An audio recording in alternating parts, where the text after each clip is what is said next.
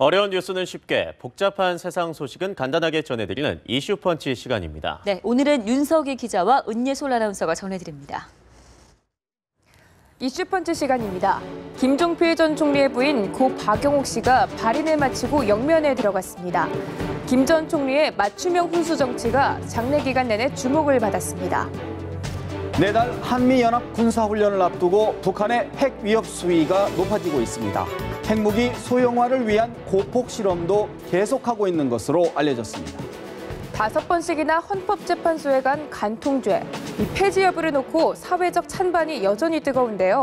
만약 위헌 결정이 난다면 파장이 만만치 않아 보입니다. 이슈펀치 시작합니다.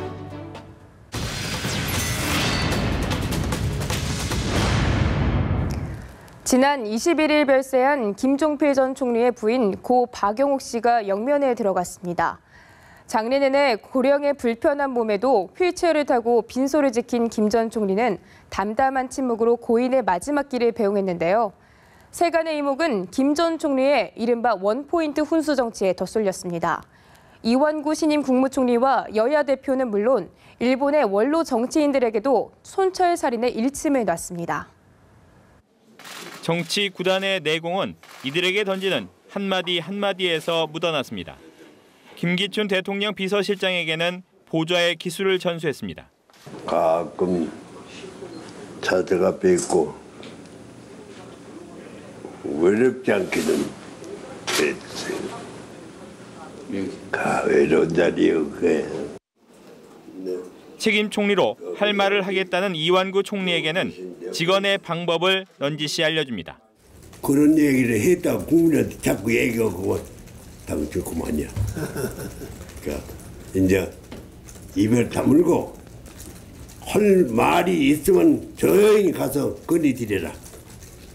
그리고 밖에 나와서 내가 이런 얘기를 대통령한테 했다. 이렇게 자랑하지 말아라. 당청 관계로 고심하고 있는 김무성 대표에게는 먼저 대통령을 도우라고 조언했습니다. 자, 좀 도와드립시오. 도와드리면은 반대급부가 있을 거예요. 김 전 총리는 빈소를 조문한 일본의 원로 정치인들에게는 일본 정부 대변인인 스가 요시히데 관방장관을 거론하며 한일 간 우위를 다져야 되겠다 하는 그런 마음씨가 보이지 않는다며 하나 아래로 내려다보는 것 같다고 비판하기도 했습니다.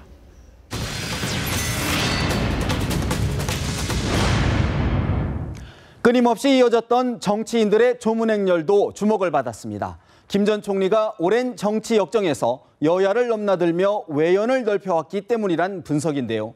사촌 언니의 별세 소식에 취임 후 직접 조문이 없었던 박근혜 대통령도 빈소를 찾았습니다. 박 대통령은 김 전 총리의 두 손을 잡고 가시는 길 끝까지 정성을 다해 보살펴 주신 모습을 보고 깊은 감명을 받았다고 말했습니다. 김 전 총리는 건강을 잘 챙기라는 박 대통령의 위로에 대통령께서 와주셔서 죽은 언니도 기뻐할 것이라고 답했습니다. 박 대통령의 동생인 근령 씨, 지만 씨와 김기춘 대통령 비서실장도 조문을 했습니다. 김대중 전 대통령의 부인 이희호 여사도 불편한 몸을 이끌고 새정치연합 박지원 의원 등의 부축을 받으면서 조문했습니다.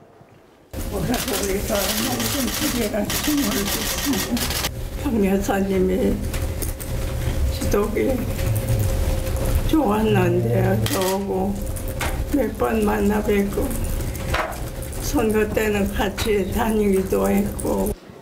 이명박 전 대통령은 직접 찾아와 문상을 했고 폐렴으로 입원과 퇴원을 반복했던 김영삼 전 대통령은 차남 현철 씨를 보내서 김 전 총리를 위로했습니다.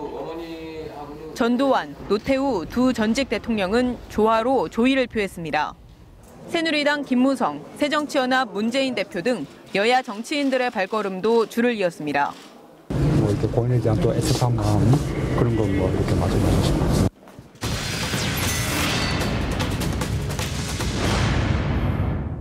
북한은 지금까지 모두 3차례의 핵실험을 강행했는데요.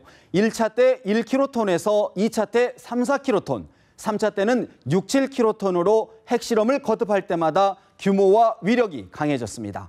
1킬로톤은 폭약으로 치면 1000톤에 상당하는 것으로 2차 세계대전 당시 일본 히로시마에 떨어진 원자폭탄이 13킬로톤 정도였습니다. 북한이 강한 폭발력을 지니면서도 소형인 핵무기 개발을 위해 4차 핵실험을 준비하고 있다는 분석이 나오고 있습니다. 북한이 4차 핵실험을 할 경우 위력은 10에서 15킬로톤으로 더욱 커질 것이란 전망이 제기됐습니다. 정부 소식통은 북한이 평양시 용덕동의 고폭 실험장에서 고폭발력과 소형화 기술 축적을 위한 실험을 하고 있다며 4차 핵실험 감행 시 규모와 위력이 커질 것으로 평가한다고 말했습니다. 다만 3차례 핵실험이 모두 진행됐던 풍계리 핵실험장 일대에서 아직까지 특이한 징후는 포착되지 않은 것으로 전해졌습니다. 그러나 북한이 결정만 내리면 언제든지 핵실험을 할 준비는 돼 있다고 정부 소식통은 설명했습니다. 북한은 플루토늄과 고농축 우라늄 등 핵물질 보유량도 꾸준히 늘리고 있는 것으로 파악됐습니다. 영변 우라늄 시설에서 연간 최대 40kg의 고농축 우라늄을 생산할 수 있는 2,000기의 원심 분리기를 지난 2010년 말부터 가동하고 있는 겁니다. 전문가들은 10kg 이하의 고농축 우라늄으로 핵실험에 성공한다면 대륙간 탄도미사일에 탑재 가능한 핵탄두 개발이 가능할 것으로 보고 있습니다.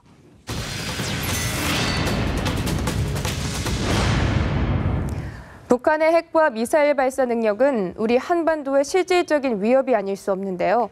지금 추세라면 앞으로 5년 뒤에는 북한이 최대 100개 이상의 핵무기를 제조할 수 있을 것이란 분석이 나왔습니다.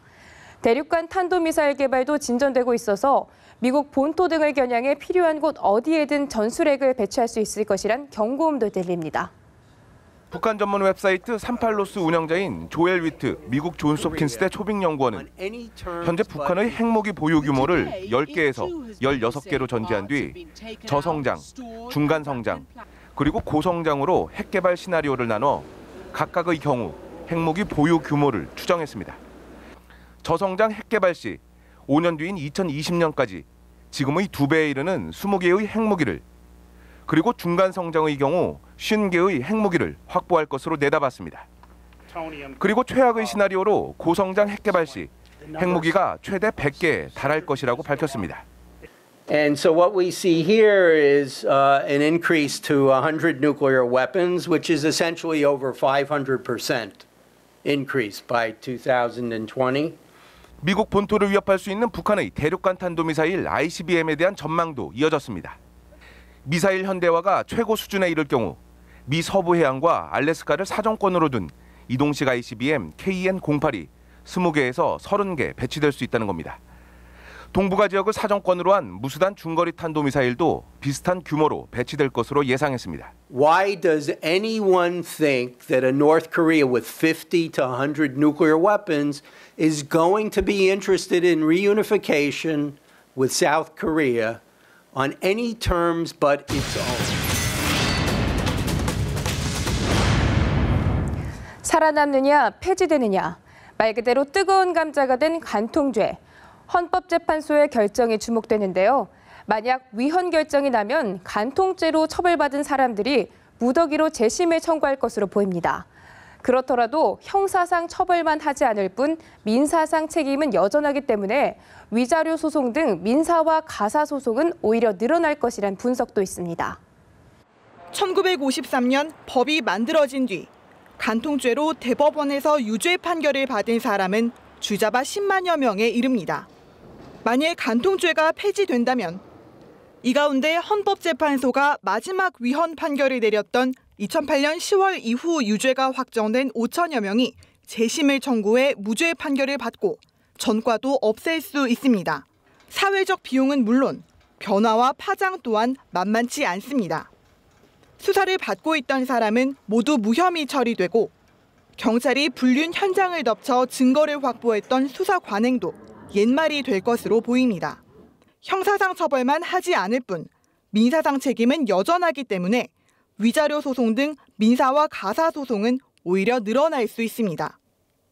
관통이 위헌만 되고 지금처럼 위자료 액수가 그렇게 미미하면 간통한 사람들한테 결국은 날개만 달아주는 거 아니냐 막 이런 말 나오는데 혼인을 파탄하게 된 그런 책임을 좀 손해배상으로라도 물어가지고 위자료 액수가 좀 높아져야 된다고 보는데.